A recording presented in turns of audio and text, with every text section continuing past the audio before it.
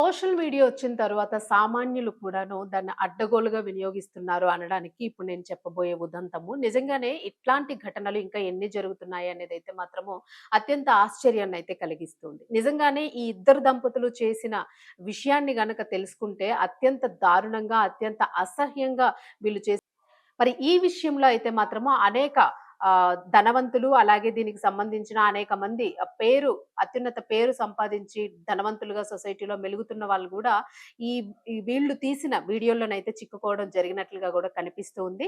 మరి ఇదైతే తీవ్ర స్థాయిలోన చర్చనైతే రేపుతూ ఉంది. దీనికి సంబంధించి పోలీసులు గూడా షాక్ అయ్యారు. అసలు ఈ రకంగా గూడా ఉంటారా అని జెప్పేసి.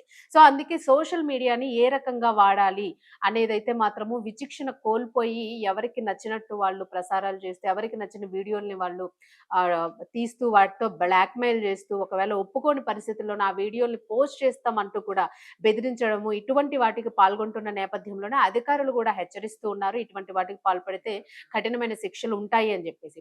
సో, అసలు ఈ కేసులో ఏం జరిగింది? కరీంనగర్ జిల్లాలో జరిగిన ఈ ఘటన గురించైతే ఒక్కసారి చూద్దాము. అసలు ఈ దంపతులు ఏం చేశారు? అసలు ఎటువంటి వారు వీళ్ళ ఉచ్చులో చిక్కుకున్నారు అనేది.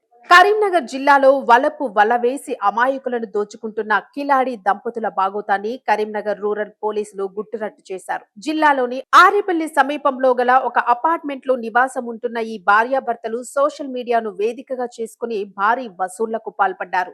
ఇన్స్టాగ్రామ్ లో అందమైన ఫోటోలను పోస్ట్ చేస్తూ శారీరక సుఖం కావాలంటే మమ్మల్ని సంప్రదించాలంటూ నంబర్లు ఇచ్చి బడా వ్యాపారవేత్తలను, యువకులను ఆకర్షించే పనిలో పడ్డారు. వారు తమ అపార్ట్మెంటుకు రాగానే సదరు మహిళతో శారీరకంగా కలిసే సమయంలో భర్త చాటుగా నగ్న వీడియోలు, ఫోటోలను తీసేవాడు. అనంతరం ఆ వీడియోలను చూపిస్తూ బాధితులను బ్లాక్మెయిల్ చేసి లక్షలాది రూపాయలను దండుకునేవారు. ఈ దారుణమైన వసూళ్లతో వారు అపార్ట్మెంట్ కొనుగోలు చేయడమే కాకుండా విలాసవంతమైన కారు, ఈఎంఐలు కూడా కడుతున్నట్లు పోలీసుల విచారణలో తేలింది. వీరి మాయలో పడి ఇప్పటి వరకు దాదాపు 100 మందికి పైగా మోసపోయినట్లు సమాచారం. ఇటీవల కరీంనగర్ కు చెందిన ఓ వ్యక్తి ఈ దంపతుల వలలో చిక్కి ఏకంగా 14 లక్షల రూపాయలను పోగొట్టుకున్నాడు.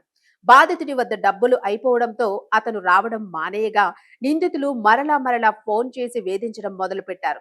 పాత వీడియోలు సోషల్ మీడియాలో పెడతామని, చంపేస్తామని బెదిరించడంతో భయపడిపోయిన బాధితుడు మరో ₹1,00,000 వారికి సమర్పించుకున్నాడు.